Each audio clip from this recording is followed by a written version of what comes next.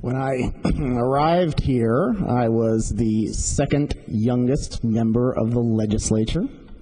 Only Jules had been born after me.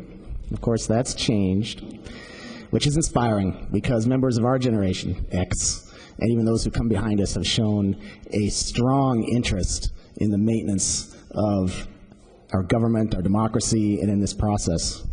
I'm nowhere near the status or the timeline of our illustrious dean, but this being my last speech, I do feel this, I'm going to take some license to dispense this piece of unsolicited advice or observation.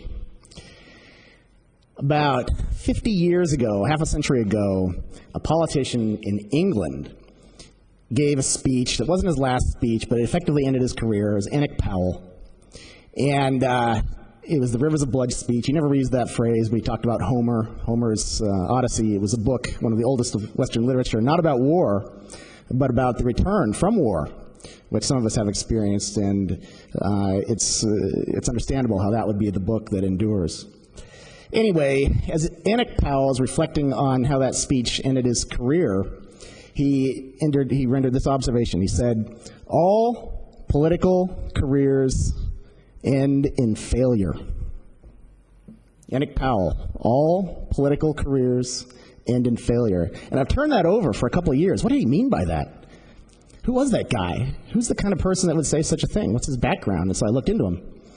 In that era, the British education system involved teaching their future leaders rugby. And that was a level on which I connected with the guy who said that. I, in college, was a rugby player in my fitter days. I was a weak side wing, number 14, which meant that I was the guy who was usually way out on the end, pretty isolated on the end of the line, isolated from the rest of the scrum, and didn't get the ball often. But every now and then, when the rest of the scrum was able to move it down the line, it became my job to run as fast as I could with the ball over the line and try to score a try, a T-R-Y, not a goal. And that's important. It's important. They didn't teach them to score goals. They taught them to go for tries. And they also taught them the culture of rugby, something that still endures, which is after the game, after you've finished grinding your cleat into your opponent's throat, literally sometimes, you go and socialize with the other side. You get to know them as humans, as people, not just opponents.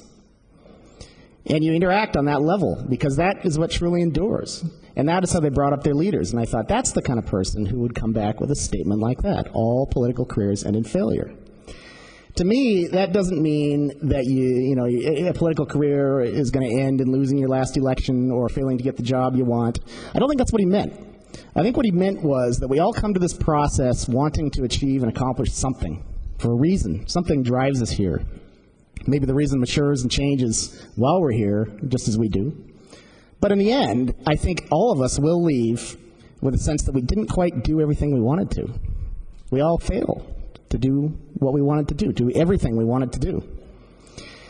And I would urge you, this is my piece of advice, to contemplate that and to accept that and to embrace that, because it's extraordinarily liberating for those of you who remain. You will not accomplish everything you want to do. There will still be some things left undone, left on the table. But do what you can, because all that's expected of any of us is to try. Just as in rugby, you're not expected to score, you're expected to get a try. So that's what I have done. I've brought my best effort to this game, this process, this team, this culture. And I thank you for welcoming me from the beginning to the end. I wish you all the best. I love you all. Goodbye.